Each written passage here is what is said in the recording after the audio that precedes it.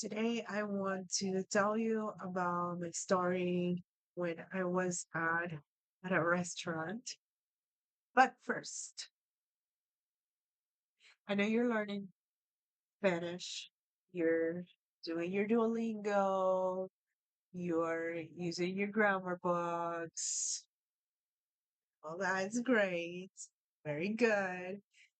But I think the most important part, and I think I already said this in my page, that you really have to put yourself out there. Okay.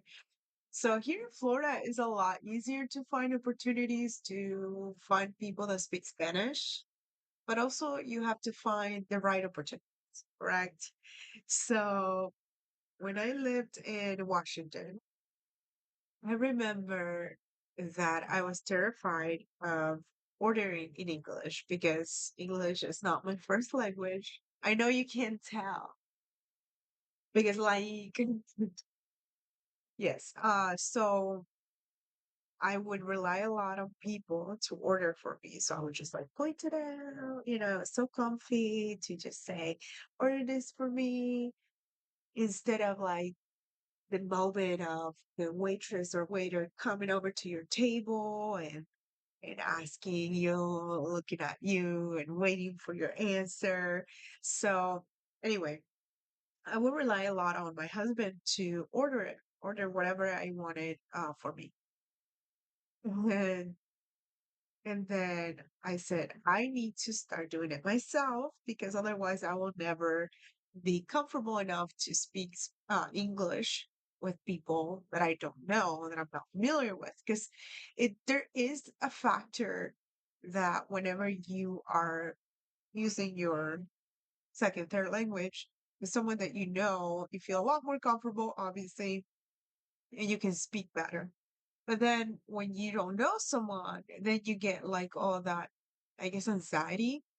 And also as a just someone that uh gets to social situations, sometimes you get a little bit anxious when you meet people, but a lot more when you are trying to speak a language that is not your first. Okay, so anyway, I said I have to put myself out there. I'm gonna order it for myself. So we're here at Olive Garden. Is it Olive Garden?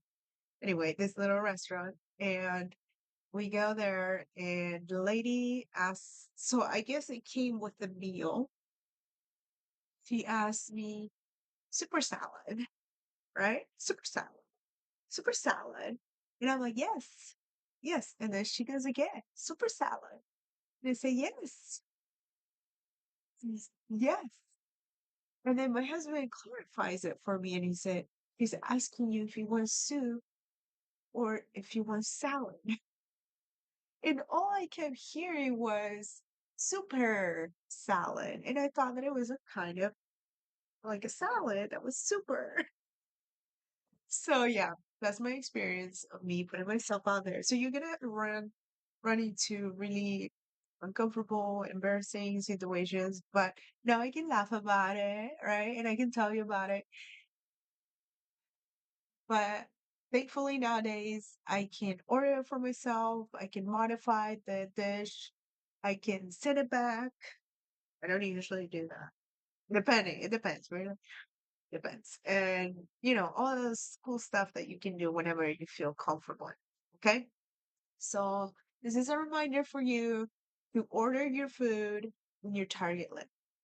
So if you go to a Mexican restaurant, yeah, hold hold on to that waiter or waitress. I know they're busy, and I know this is when I get through your order, and they're gonna speak to you in English. I know because a lot of my students tell me the same thing. I was trying to practice my Spanish, and then the waitress or waiter just spoke to me in English, kind of like saying, like, "Let's get this, going." So anyway, go to Little Havana if you're here in Florida. They don't speak any English there.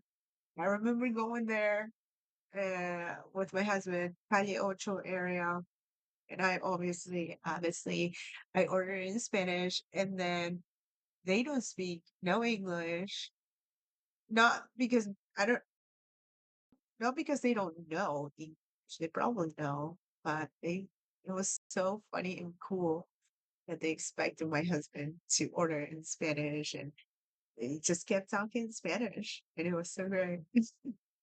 Okay, go order yourself some food in Espanol.